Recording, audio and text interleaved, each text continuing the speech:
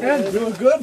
What are you doing out here? I'm looking for buffalo. Buffalo? Yeah. You're in luck. I saw some right over the hill. I just chased them for a while. I know there were so many buffalo here, why it was just black across here. And elk, oh man.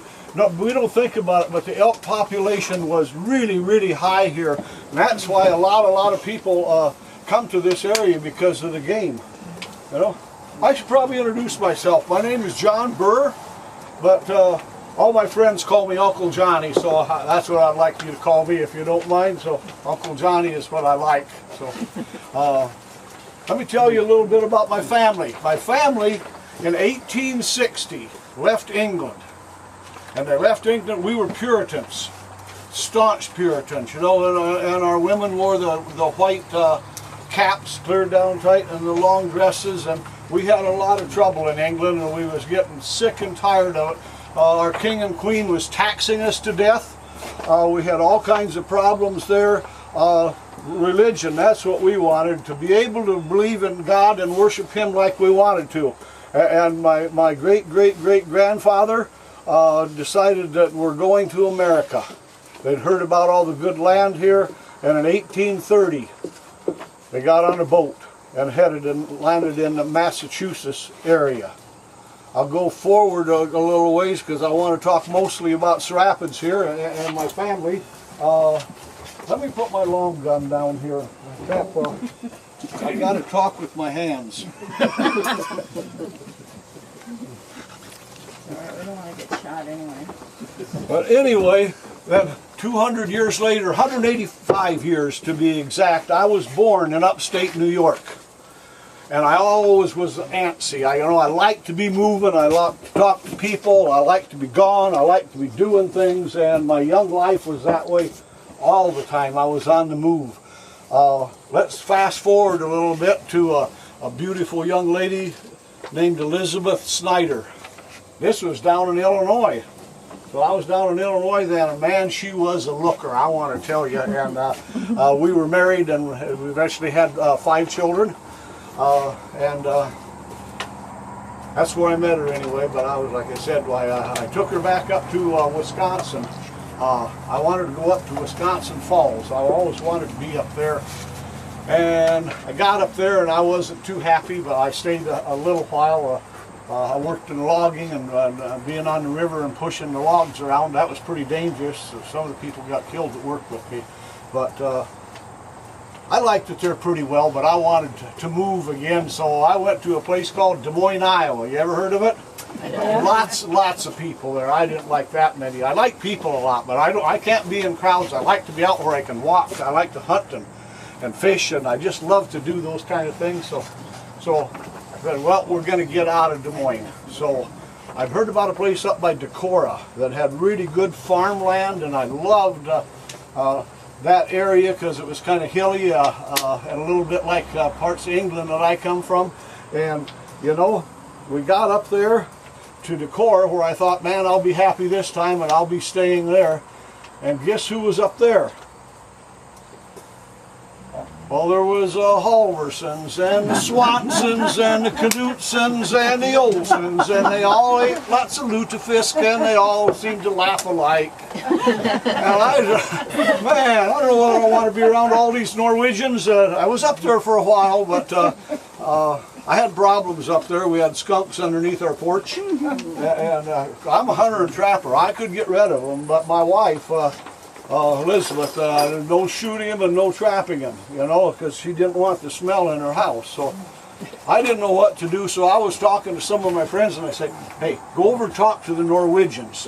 They got a dish called lutefisk, and get a bunch of lutefisk and throw it under the porch, and the skunks will go away. Well, I did that, and by golly, the skunks left. But then I couldn't get rid of the Norwegians. So I left and I moved from there, and where I decided I'd go next was I was going to leave Decorah, and I was going to go to Spirit Lake, Iowa. I'd heard a lot about it, some lakes there. It sounded like a neat place. So left from Decorah, and we're going west, and we get about halfway to Spirit Lake, you know, and it was time to pull the oxen over for night. My son George was with me, so we had 2 prairie schooners, and two teams of oxen, and we come upon this guy, and he was camped alone. You know, he was going west also, so we pulled up there, and that always nice to talk to somebody you didn't know and you hadn't talked to anybody for quite a while.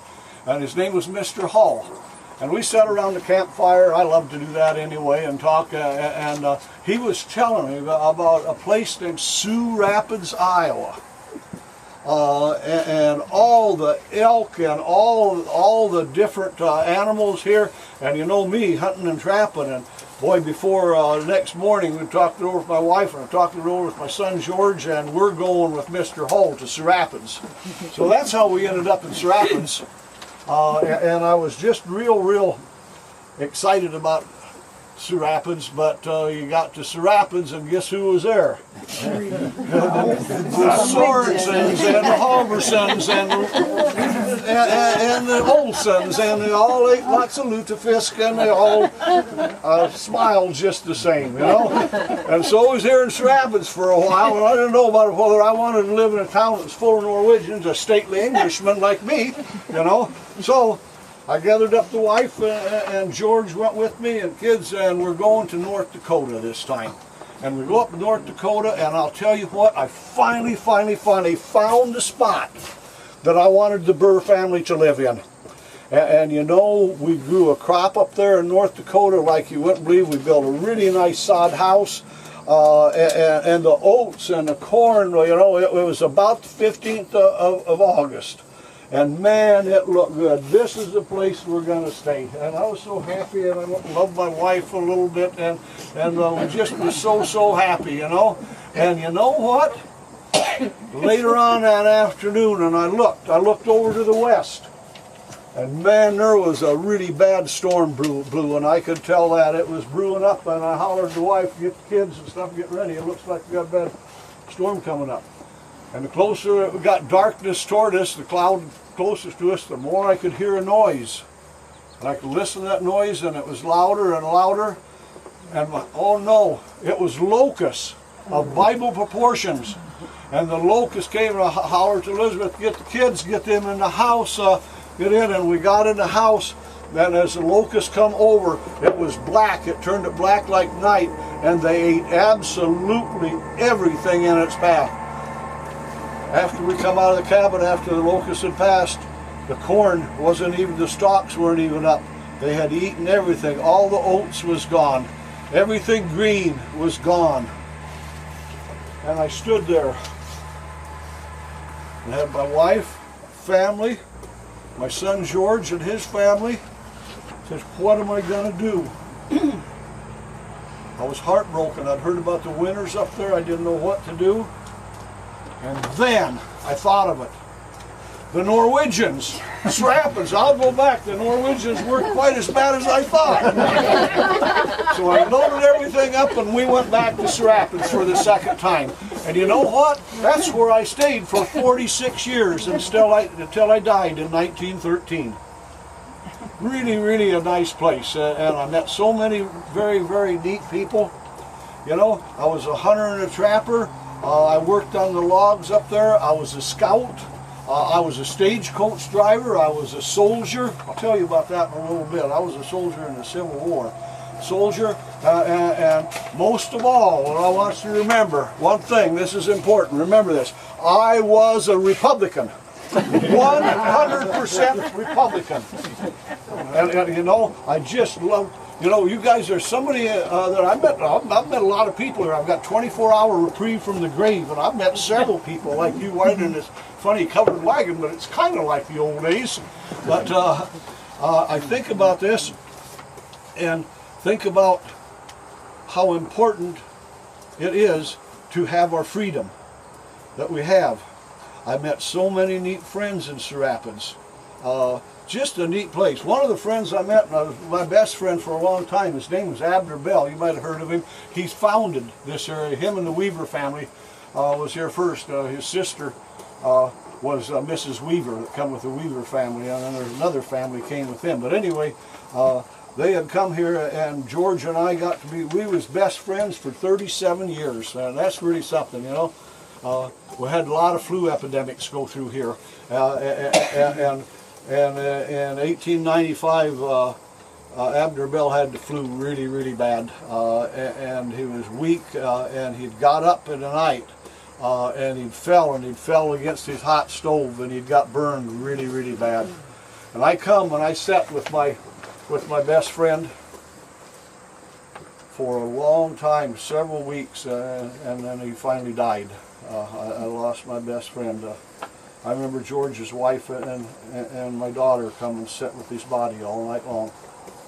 Sometimes as we get older, we think about things we have or don't have, and you know, I think back, I lived to be 97 years old, but the best thing you can have in life is good friends. And that was true way back in my great-great-grandfather's day, and it's true today. It doesn't take much to be nice to people, does it? Things that the Burr family remembers and would like to pass on. When I mentioned my son George here again, you know, my son George, and he was 80 years old then, and he come up here and he said, I'm going to be custodian of this cemetery. There was 20 acres here then. And George, at 80 years old, and he worked up here as custodian for 13 years, and he mowed this 20 acres by hand, and in the 13 years he was here, he dug 293 graves by himself. So as you look around through here, especially the older stones, take a look over there. You know, a lot of older stones in this section of the cemetery, and my son George dug a lot of these graves. The Burr family. The Burr family. How neat is that? I like that.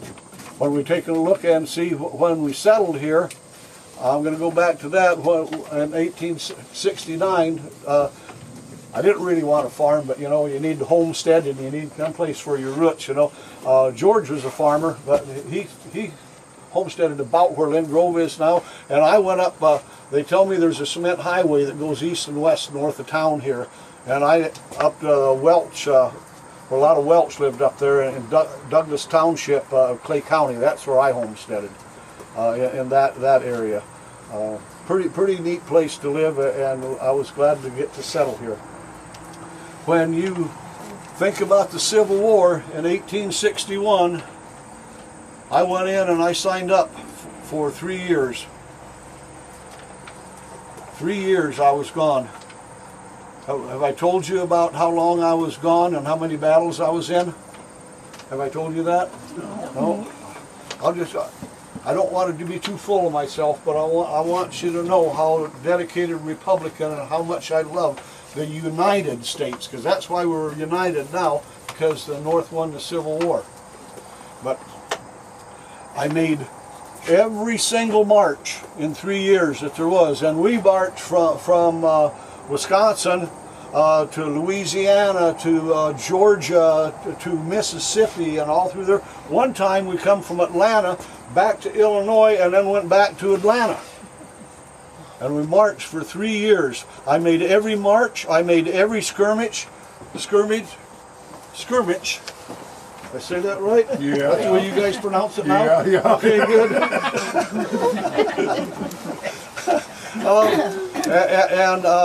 I made every battle, which was 46 battles that I made. I made every battle.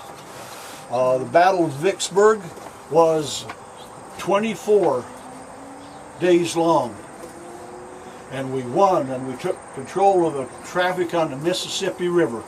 That kind of sealed it for the South.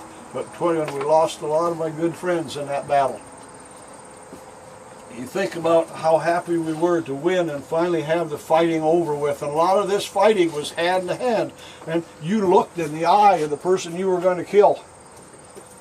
It bothers me to even think about it, just like the soldiers now think back to their battles. Bad things that made a good country. We think about that, I get so excited I forget what I'm talking about when I think about how bad those battles were.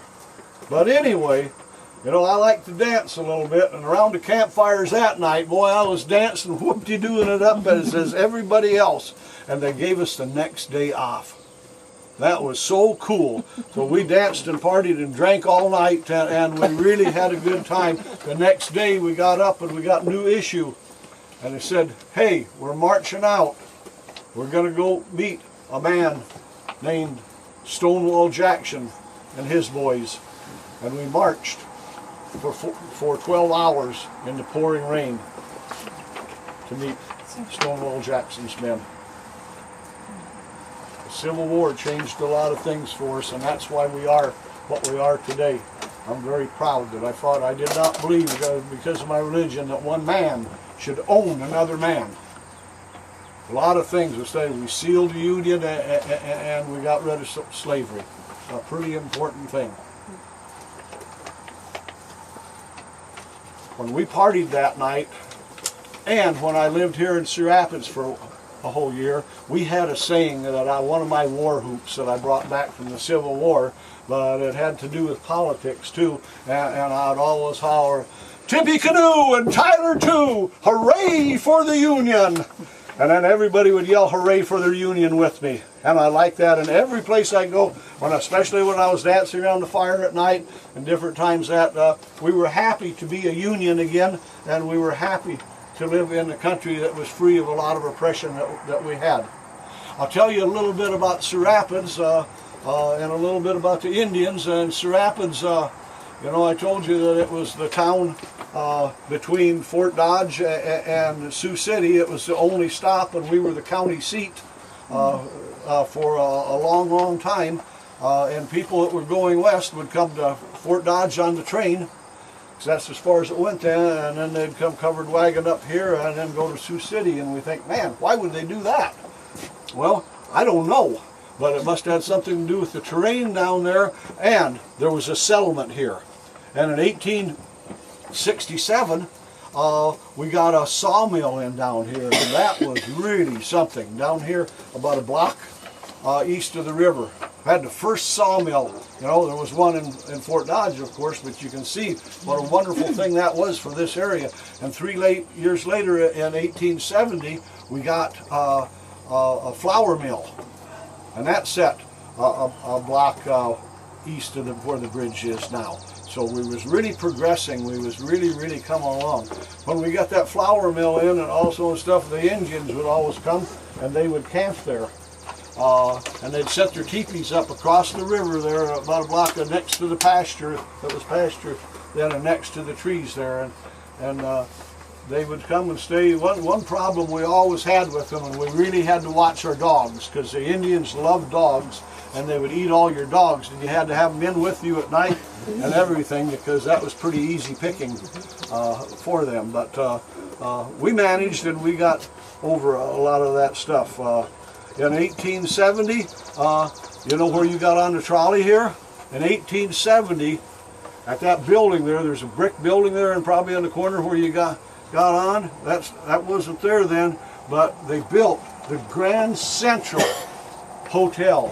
Central Hotel was the biggest, best hotel there. You know, and I got here in '69, and here they're building this great big fancy hotel that balconies all around, and across the street was the neatest, biggest, best livery stable you ever seen. So it was really an up and coming place. I really like that. When you stop and you think about the freedoms we had, it's because of the settlers like me and Bell and some of those other people that come forward and took the hardships of why we have a place like we have today. I'm thinking about the flu that was going through. Just a couple stories I want to tell you, and then I got to go here in just a minute. But one time when I was really sick, and I had the bad strain of the flu, and I'd been down for a long time, and Abner Bell come to visit me, you know, and he asked how I was getting along and stuff, and I told him, just terrible. This is the worst flu I've ever had in my entire life. And Abner Bell says, man, is this the worst time you've ever had? And I says, no, that time the Democrats won. That was the worst. I told you I was antsy a little bit, and I like to move around a lot, and I was going to take the stage to Spencer. And the stage didn't come, and it was late, and so I decided I'm just going to start walking, and when the stage come, I will jump on the stage and go on to Spencer. I had a little bit of money back then, and I liked that, I got $4 a month for my pay from the Army, and I got to save some of that up. That was pretty good pay. And also in the Army, I had the Battle of Meredith. I was around the cannons too much, and I lost a big part of my hearing. But the government would never pay much on that. But finally, 3 months before I died, I got $30 a month. At least I won and got that because they acknowledged that I had been injured in the war, even if it wasn't a wound that produced blood. So that made me feel really, really good. But I got to tell, because I got up 4 miles up here about a place, so there was a guy named Charles Gilmore that lived up there on the open prairie, and I stopped and I told him about that in the Civil War, and he was very interested. He was a Republican too. Otherwise I wouldn't stop next time, you know. but anyway, when we went in, we got having coffee and laughing so much, and I looked out his window, and there the stage went over the hill going to Spencer. So I hoofed it on up to Spencer. That wasn't too bad. I was used to doing all that walking from the Army, and I was only 73 then. I lived to be 97, you know. And I got up there and people laughed when they heard that story, and I said, I'll bet you $50 that I can walk back to Cedar Rapids, this is in the afternoon, and get there before dark. And I didn't get any takers, so I got to ride the stage back then. But, so many more stories I'd like to tell you, but time is getting away from me here. And I want to thank you for coming out. I wanted to thank you for I'm glad I run into you in the cemetery here. I was getting pretty lonely for a while. So thanks for coming, and from the Burr family that had a freedom of religion, why God bless you all. I'm going to ask you a favor when you leave. I want to holler Tippy Canoe and Tyler too, and when I raise my rifle, will you holler back with me? Hooray for the Union? Yeah. Okay? Okay? Let me grab my gun first.